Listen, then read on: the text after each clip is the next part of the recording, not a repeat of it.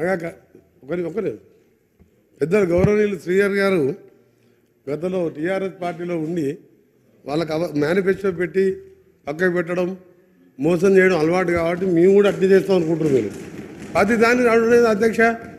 వచ్చిన రెండవ రోజే ప్రతిపక్షం అంటే దాని ప్రతిపక్షానికి మీరు ప్రతిపక్షం కాదు, ఫ్రస్ట్రేషన్ పక్షం.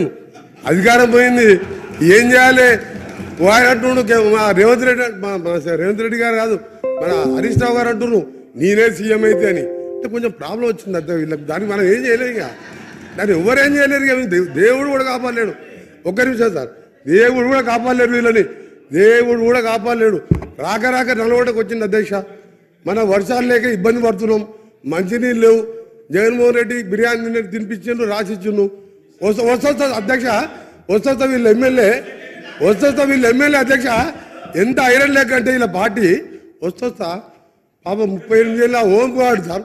ఇద్దరు చిన్నపిల్లలు మస్తెక్కి హైదరాబాద్కి కార్లలో దోసుకున్న సొమ్ముతో ర్యాలీ తీసుకొని హైదరాబాద్కి వచ్చి ఆ ఎమ్మెల్యే ఆగో చెప్తా మీ చరిత్ర సార్. కృష్ణానీలే సార్, 400 మంది లేక 400 మంది లేరు సార్ వీళ్ళకు. నల్గొండ ప్రజలు చీదరించారు. నల్గొండ ప్రజలు టీఆర్ఎస్ బహిష్కరించారు.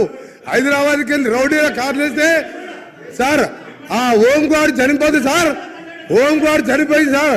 ఇద్దరు చిన్నపిల్లలు మొన్న నేను లేకుంటే ఓంకాడు చనిపోతే కనీసం మా జిల్లా ఉన్న ఏకైక ఎమ్మెల్యే గాని కేసీఆర్ గారి కేటీఆర్ గారి ఆ కుటుంబాన్ని ఆదుకుంటామని అంటలేరు సార్. ఎంత దరిద్ర రాక జిల్లాకు వచ్చి ఓ మనిషిని పొట్టలు పెట్టుకోరు.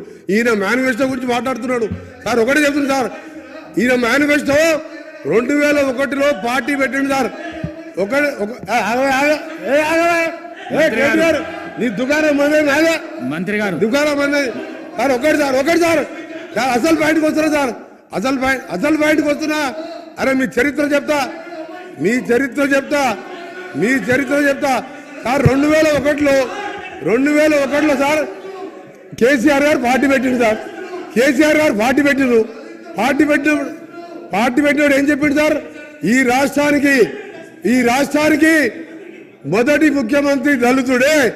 కేసీఆర్ మాట అంటే మాటే, ఆ మాటకి కాకుండా నా తల తీసుకుంటా అన్నాడు. తల ఉందా సార్ కేసీఆర్ది?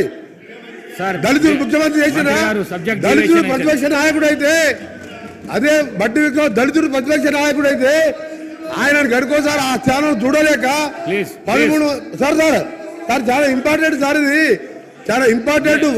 మేనిఫెస్టో గురించి మాట్లాడినప్పుడు మేము మాట్లాడాలి సార్.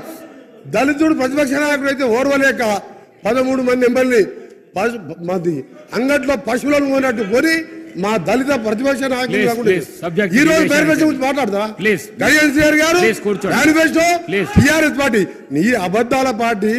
మాకు చెప్పిన మేనిఫెస్టో 2 రోజులలో 2 అమలు చేసినాం, ఇంకా చేస్తాం, చెప్పని కూడా చేస్తాం.